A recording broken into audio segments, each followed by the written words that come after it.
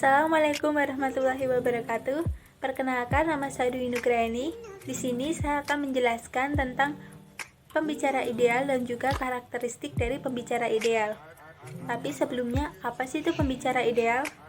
Pembicara ideal adalah pembicara yang berusaha untuk memahami materi, memahami pendengar, dan juga memahami situasi dan kondisi yang diciptakannya dengan baik. Karakteristik dari pembicara ideal itu ada banyak. Untuk lebih memahaminya, kita lihat dan simak video berikut ini. Katanya zaman sudah berubah. Iya, rambut pun berubah. Rambut berubah, penampilan berubah. Meninggalkan dunia hitam. Warnanya udah mulai putih. Gitu ya. Ini putih tanda apa nih? Tanda makin tua. Enggak, makin banyak ilmunya yang juga akan dibagikan malam ini ya. Oke, tapi benar sih Pak Jamil, karena mau nggak mau, suka nggak suka, semua berubah. Ya. Zaman pun berubah. Ya, makanya banyak orang bilang, aduh, dulu tuh saya seperti ini, tapi sekarang cara itu udah nggak berlaku lagi. Ya. Seperti itu ya, Pak Jamil. Ya, banyak dunia berubah. Zaman saya dulu, kalau mau ngirim foto ke orang tua, itu nunggu 32 kejekrek, satu roll 32 isinya. Betul. Baru dicetak. Sekarang kita foto, cekrek bisa langsung dikirim. Bahkan kalau kita di pasir pantai bisa ditulis I love you. Kemudian kita minta dipotret, dikirim ke istri kita. Dan kemudian kita tulis, inilah ungkapan isi hatiku. Ya. Kalau dulu nggak bisa. Nggak bisa. Nah, begitu juga dunia kerja itu berubah. Ya. Cara ngelamar kerjanya juga beda sekarang, Miss. Ya. Kalau dulu nyari pekerjaan itu di mana? Di koran. Di koran. Saya masih ingat pokoknya kalau beli koran itu beli hari Minggu. Kenapa hari Minggu? Karena hari Minggu itu udah lowongan pekerjaan. Isinya lowongan pekerjaan. Perusahaan ini, cari manajemen representatif dan macam-macam. Nyarinya beda. Kadang-kadang juga ditempel di toko-toko tuh. Ya. Woi, lowongan, ngelamar. Itu zaman dulu. Ya. Zaman sekarang ngelamar kerja bisa cari di internet, ya. Bisa di website, ya. Makanya ada perbandingan nih, ya. Kita lihat perbandingan cara mencari pekerjaan generasi old, generasi saya dulu dengan sekarang. Kalau dulu mencarinya di koran, ya kan? Selebaran di toko, papan informasi di kantor, ya. Mengirim lamaran lewat pos. Sekarang bisa lewat email, ya. Dulu wawancara harus datang ke kantor. Sekarang teman saya diterima di Inggris, wawancaranya pakai Skype. Coba kalau kemudian wawancara harus ke Inggris, sudah datang ke sana nggak diterima. Biayanya mahal ya. Bisa pakai Skype dan alhamdulillah diterima ya. Lamar kerja di Inggris, wawancaranya pakai Skype dan kemudian diterima. Dan bukan hanya mencari pekerjaannya yang berbeda. Termasuk ya jabatan dan tugasnya juga beda. Ya. Antara generasi old seperti saya dengan sekarang. Ya. Yang now. Ya. Kalau dulu karyawan old nyari jabatan hanya ada sedikit pekerjaan, ya. Jabatan-jabatannya juga sedikit. Sekarang ada IT officer, bahkan sekarang ada khusus medsos. Ya. Begitu juga bukan hanya jabatan dan tugas, bukan mencari pekerjaan, termasuk apa? Waktu dan tempat juga sekarang beda. Kalau zaman saya namanya kerja itu dari jam 9 sampai jam 5 atau jam 8 sampai jam 4. Ya. Sekarang sudah berubah. Kerja terserah, apalagi teman saya itu kerjanya di Inggris, kantornya di Inggris. Di sana siang, di sini sudah malam. Kerjanya nggak terbatas waktu. Ya, temennya ngirim WhatsApp, saya kirim email, ya jam 12 malam. Lah di sana kan masih siang. Akhirnya dia malam-malam buka, ya nggak terikat waktu lagi. Kalau dulu istilahnya 8.5, jam 8 masuk, jam 5 pulang. Sekarang sudah tidak begitu. Dan juga termasuk apa? Tempatnya tidak harus ke kantor. Tempatnya bisa di sembarang tempat. Ya, bahkan sekarang banyak disediakan tempat-tempat bekerja. Di bandara, di macam-macam itu tempat bekerja. Ya. Anak saya akhir tahun lalu tinggal di Mekah, Miss. Selama 2 bulan. Istrinya dibawa, anaknya dibawa. Saya bilang, Mas, gimana kamu ngasih makan anak istrimu? Kamu tinggal di Mekah. Bisnismu gimana? Bapak, zaman sudah berubah, Be. Dia manggil saya kadang bapak, kadang babe. Bisnis bisa dikendalikan lewat handphone, Be. Betul. Tidak mengenal waktu, Be. Zaman saya yang namanya kerja itu, ngantor ya. Waktunya, pagi, rumah, mobil, kantor. kantor, mobil, rumah, rutin Senin sampai Jumat. Ya, Sabtu balas dendam tidur kadang. Minggu ngelanjutin tidur. Senin berulang-ulang begitu terus. Itu generasi zaman dulu. Sekarang bisa dari rumah. Ya, bahkan saya kadang kalau minta sesuatu ke asisten saya tolong dikirim materi setengah 11 malam. Iya. Besok saya mau menyampaikan materi belum siap. Siap Pak, kirim. Kalau zaman dulu, maaf Pak, bukan jam kantor. Betul. Sekarang waktunya untuk keluarga. Emang hidup gue cuma untuk kantor. Gitu. Kalau sekarang kalau kayak gitu dicoret dari karyawan, lu enak aja. Ya.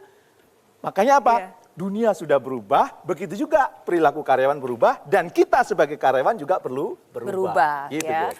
Oke. Tapi Pak Jamil, kalau tadi saya sempat melihat ya, dari beberapa pekerjaan-pekerjaan itu kan memang berbeda. Zaman dulu Ya. sama zaman sekarang. Ya. Nah, tapi banyak juga pekerjaan-pekerjaan yang dulu ada, sekarang digantikan oleh robot, Ya. oleh mesin, oleh hal-hal yang berbau digital. Contohnya adalah ya gardu tol. Ya. Dulu kan ada orang di sana, sekarang udah nggak Nggak ada. Nah, apakah itu ancaman? Ancaman. Karena tahun 2030 diprediksikan ada 47 profesi yang hilang. 47 profesi yang hilang. Ya. Oke. Tetapi akan muncul 65 profesi baru. YouTuber, ya kan? Baru tuh ya. Betul. Endorser, ya kan? Gini-gini Iya. endorser juga nih. Ya. Itu muncul, dulu kagak ada Betul. gitu ya.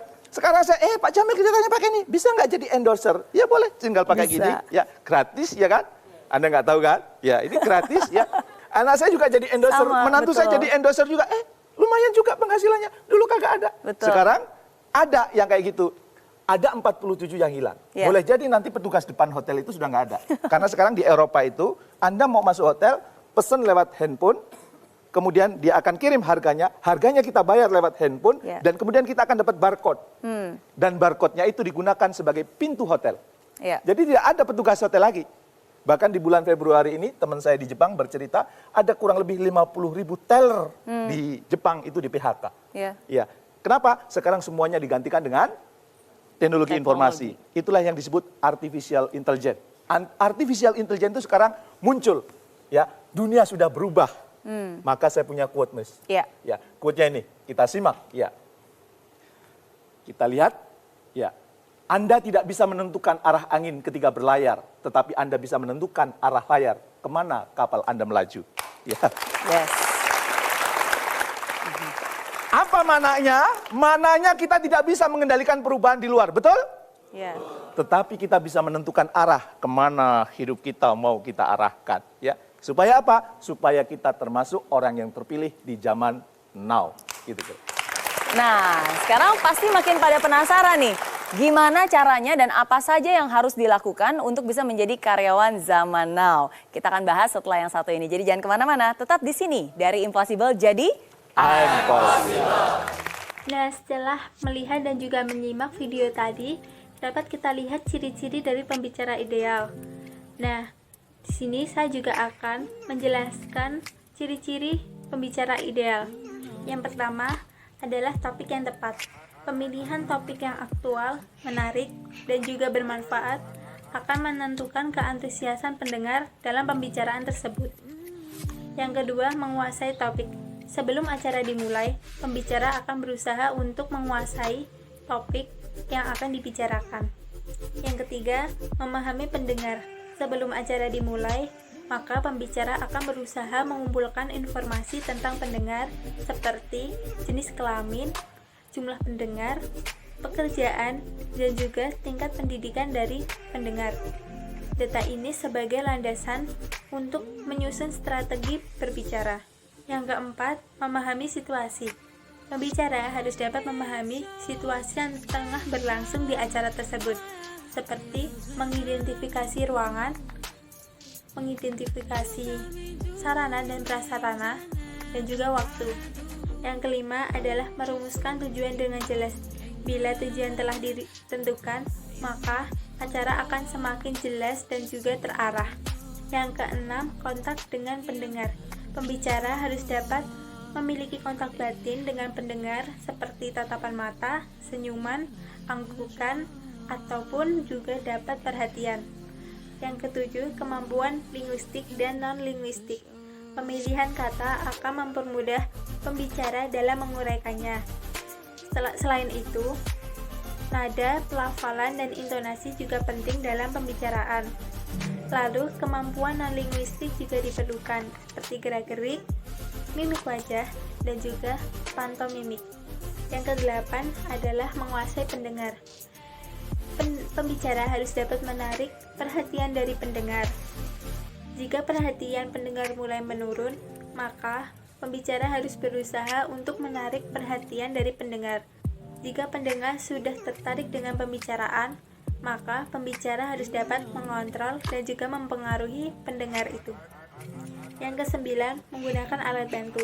Alat bantu ini seperti diagram, skema, ataupun gambar untuk lebih memperjelas materi ataupun pembicaraannya yang sedang dibicarakan. Yang ke-10, penampilan meyakinkan. Penampilan meyakinkan ini seperti tingkah laku, cara berpakaian, bahasa yang digunakan, lalu kesederhanaan tetapi tetap berwibawa akan menimbulkan simpati dari pendengar. Lalu yang terakhir adalah berencana. Kegiatan yang telah direncanakan akan berjalan dengan baik daripada kegiatan yang tidak direncanakan. Pembicara akan merencanakan pembicaraan sejak dini, seperti pemilihan topik, menganalisis situasi, menyusun kerangka, dan juga pembicara akan membayangkan skenario dari pembicaraan. Nah, tadi itu adalah ciri-ciri dari pembicara ideal. Semoga materi tentang pembicara dan juga karakteristik pembicara ideal ini bermanfaat. Kurang lebihnya saya mohon maaf. Wassalamualaikum warahmatullahi wabarakatuh.